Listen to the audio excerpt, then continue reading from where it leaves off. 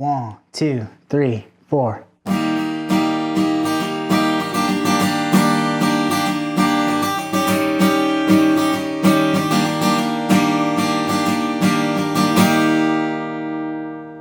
Hey, what's up guys? How you doing? Welcome to Logan Rando Aquascaping. My name is Logan, and today I want to talk to you guys about adding fine details in your aquascape.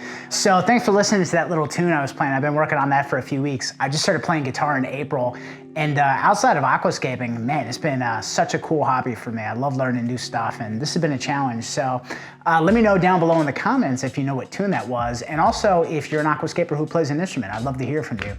So today we're going to talk about adding fine details into your aquarium. So before we get into that, I want to talk a little bit about the theory of why you might add details weeks after setting up the aquascape in the first place. So a couple weeks ago, I set up this tank behind me way back there. It's a UNS 60U. And for the first time ever, I decided to hold back on adding sort of the finer branches and smaller rocks. And the number one reason I've done that is because I have learned from my mistakes.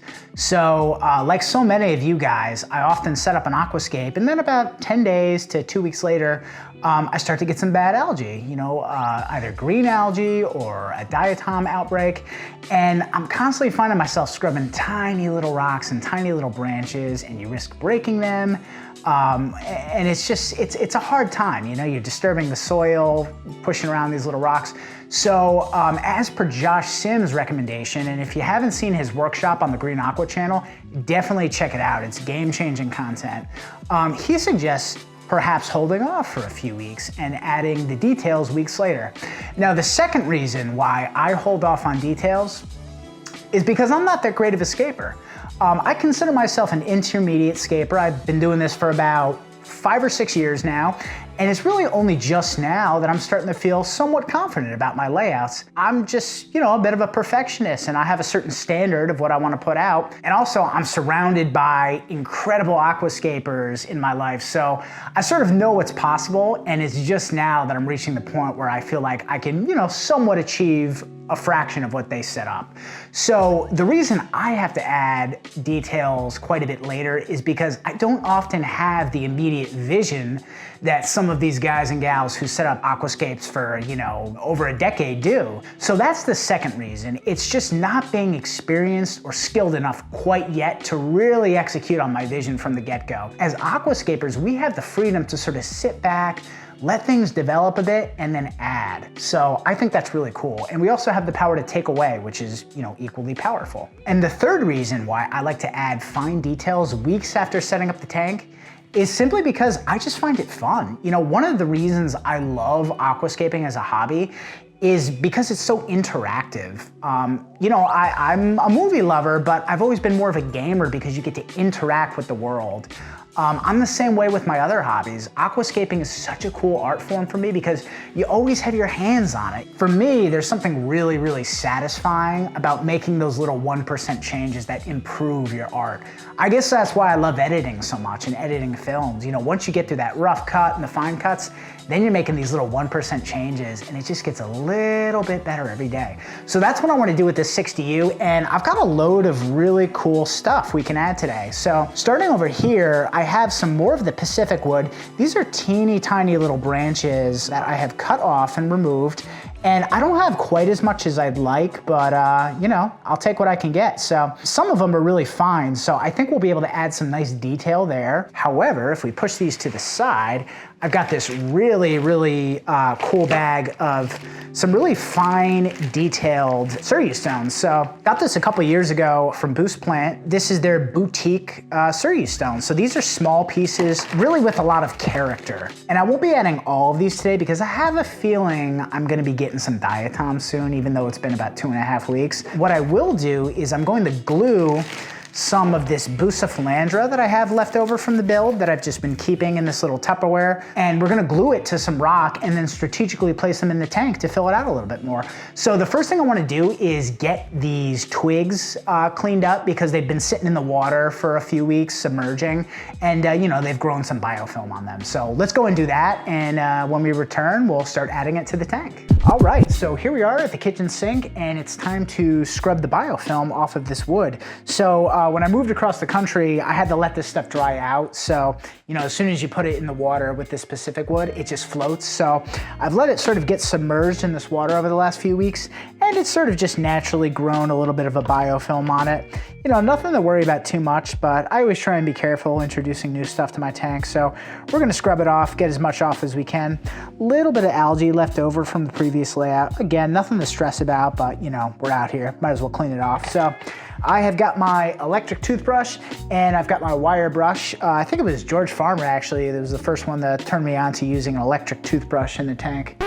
Sounded kind of weird. I think that's probably the first time I've ever used turned on an electric toothbrush in the same sentence. But yeah, this is kind of a game changer. Really good for scrubbing off biofilm. So here we go, let's take care of that. So we'll just run the sink a little bit and we'll take our toothbrush and we'll just kind of scrub. You know what, let's save water. We'll scrub everything as best we can. And at the end, we'll give it a nice good rinse. So, you know, like I said, I don't think this stuff is anything to stress about, but, you know, I'm kind of a perfectionist with keeping things really clean in my tank, so I figure, why not get all this stuff off? But we've got a small little army of snails in there, some caridina shrimp, so I think whatever the toothbrush doesn't get off, they'll probably just happily munch on. So I find that with this biofilm that grows on the wood, it can be really, really stubborn, so that's where this wire brush really comes in handy. And I just got these on Amazon. You know, these are Jeff Bezos's brand of brushes. So I'll pop the link down below in the description if you know, you want to get these ones. But it comes with about 4 different kind of bristles. They vary from like super hard, like you know, like steel basically, like this one is, all the way to sort of a softer bristle. So they're really nice. Even though it's a bit of a labor, there's something really exciting about knowing that you're gonna clean all this hardscape and you're gonna build something new with it soon. So I think I kind of let that motivate me and get me through the labor itself, which, you know, it can be a little bit tedious, but I guess there's a lot of stuff that's kind of tedious in this hobby, but, you know, maybe I'm a weirdo, but I just find a lot of it therapeutic. And there's something about my personality that finds these little things like really, really satisfying.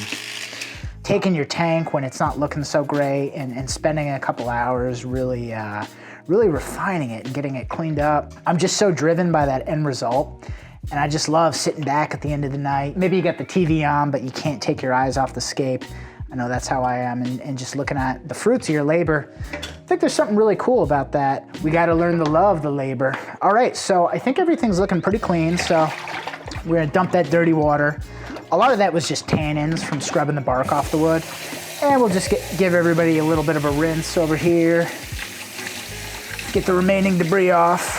But like I said, no big deal. We're filtering this bad boy with the Awaza Biomaster 600, so that'll take care of everything for us. All right. All right, so I have gone and cleaned everything. I've scrubbed off the biofilm and the algae, and let's go ahead and add these to the tank. Follow me. Before we add those fine branches into the tank, I want to glue some of this bucephalandra onto this boutique Seiryu stone. So let me show you what you got here. In terms of equipment, we've got super glue, gel type. This is a cyanoacrylate based super glue, completely shrimp safe, completely fish safe. Always look at the back of the glue and it should say cyanoacrylate. Sometimes it'll have the longer chemical name, ethyl cyanoacrylate, but that's the same thing. And you want the gel type because it's not going to run as much as the liquid type. Liquid type is good for gluing hardscape using the cigarette filter method. And I'm also wearing some gloves just because I don't want my fingers to be covered in super glue. Every time I don't wear gloves, I get it on the tips of my fingers. Not the end of the world, but like I said, I'm learning guitar, so, you know, playing chords and your fingers are covered in super glue, not ideal. So what I'm gonna do is grab a rock, and I think we're just gonna arbitrarily start with this one. And we're gonna grab a little specimen of Buce. We'll put down a few globs of the super glue. And then we are going to adhere the rhizome to it, and we're just gonna hold for 1 Mississippi, 2 Mississippi, 3 Mississippi, 4 Mississippi, 5 Mississippi, and it should be good. All right, so that's actually on there now. There's number 1. And we're gonna take another one of these guys right here, and we're gonna glue a bunch of little ones to it. So I think I'm actually gonna glue on the Buce itself this time. Man, this must be really low because like nothing's coming out. There we go. Glue a little Buce on there. And you know, with these really fine specimens, you just gotta be really careful not to, you know, crush them. All right, so that bad boy's on there. Take another little specimen. It's really only recently that I can do any of this stuff and talk to a camera at the same time, because believe me, I've only been doing this for about 5-6 years, and this stuff needed my full undivided attention or I would totally screw it up. So yeah, that does it for the stones. I'll do a few more off camera, and let's go ahead and add these guys as well as the fine wood to the Scape.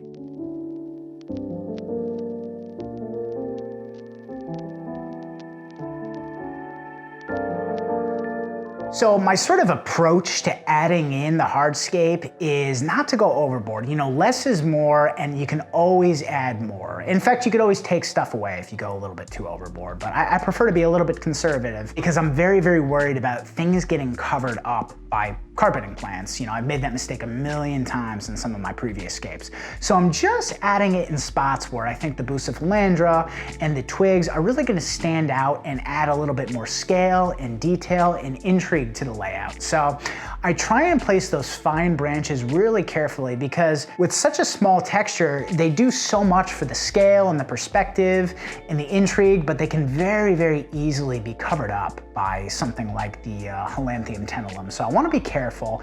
And as the weeks progress and the Helanthium tennelum grows in and the crypts grow in, I wanna make sure they're not getting covered up because I really like these little pieces. So if I do find they're gonna get covered up, I'm gonna move them around so that they're visible. And that goes for the Buce as well. Bucephalandra is a hot commodity here in the States and it can be pretty expensive. So the last thing I want to do is, you know, put a stone with some bucephalandra, especially a nice piece of boutique Seiryu stone down, and just have it get covered up in a couple weeks. So I'm trying to find little spots where these 1% changes are going to enhance the layout altogether. And, you know, I'm sure I'm making some mistakes today. So over the coming weeks, I'll take a look at the tank every single morning. I mean, I love sipping my coffee and just looking at my tank, seeing how the snails are doing, seeing how the shrimp are doing that I added. And, you know, I'll do the same for the hardscape. How are these little details serving the overall layout and the composition? And we'll make some changes. So thank you so much for watching today. This was a lot of fun. Really any excuse I can to get my hands into the tank and improve upon things, I like to take advantage of it. So let me know below in the comments when you add details and what your approach to adding details is, whether that's at the beginning of the scape's life or, you know, 3 months later. I'd love to hear your approach. So thank you so much for watching. I appreciate you guys, and make sure you go out there and create something for yourself today. Thank you. Bye-bye.